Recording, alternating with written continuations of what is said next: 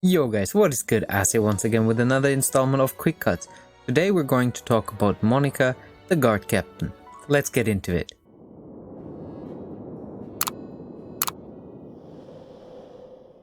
Let's go over her skills. Passive. Monica's passive is Focus Shot 2, marking the target with Focus Fire Mark and decreasing their dodge block for 1 round on basic attacks. She will gain 1 mana if the target dies while marked. S1. Deals 150% damage to a single enemy. Additionally afflicts Frostburn, dealing 65% damage for 3 turns. Costs 2 mana. S2. Deals 420% piercing damage to a single target. This ability costs 4 mana. Let's go over her gear. Gear and stats. I leveled all her gear to 30 and took 2 of the better pieces to 40.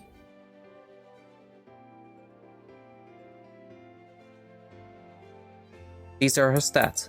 I tried to equip her with attack speed as my focus and then trying to bump her critical damage. Usually we would just leave it at that, but we're actually comparing her to Deradan and Yao to give you a better sense of her damage.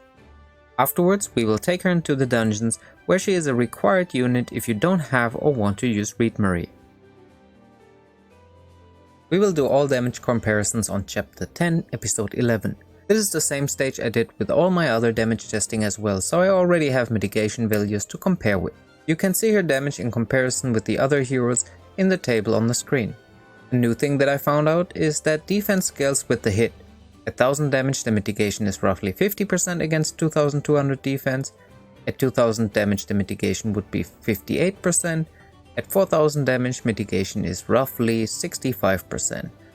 Basically, if you double your damage, the mitigation continues linearly, or for every 1000 damage increase, the mitigation halves.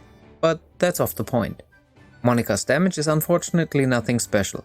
She goes in line with her multiplayers and with the roughly 15% defense piercing bonus. Her multiplier is equivalent to around 500% regular damage, in case you wondered. Now, she brings utility for PvE with her damage over time, so let's quickly run a blessing dungeon to see how she performs. So for this run we're literally taking my usual team and I slotted her in instead of Bernadette. So if you already have a strong team, then I don't expect that she will do anything specific for you. She is mostly a breaker and there's better break heroes in general, at least in my opinion. You see that I have Whaler in my team and he just whacks onto the enemies and everything is almost broken like after he gets his second turn. So I don't really know if I would slot her in for anybody in this team. She can deal damage, like situations like this where there's 2 stones still available, she hits with the dot and the next turn, like I don't even have to hit with Whaler, and it's broken. So, and you can see the damage that ticked was actually pretty good. But again, it's just single target. If you have seen my video about FC Reed Marie, like she does the same on 1 mana, but for the entire row. So even Reed Marie has like an AoE that helps you more in terms of like getting through secret dungeons, and in general secret dungeons shouldn't be a problem if you make use of the 0 mana heroes that you have available. I think early game when you don't have the options, she can fit nicely, but there's only 1 dungeon she is required in, and I wouldn't necessarily bring her to any of the other dungeons because there's better choices even early game when you have access to maybe somebody like Whaler, where you already have Bernadette who can break on a large scale. So I wouldn't necessarily try to fit her in my teams just for the sake of fitting her in, if that makes sense. Unfortunately, piercing damage in the current state is fairly underwhelming.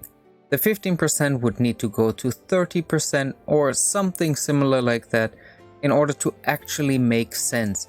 Having the same multiplier is kind of like, yeah, you can slot this hero in for anybody you want. So let's hit this guy, for example. If she doesn't kill him, then where's the point?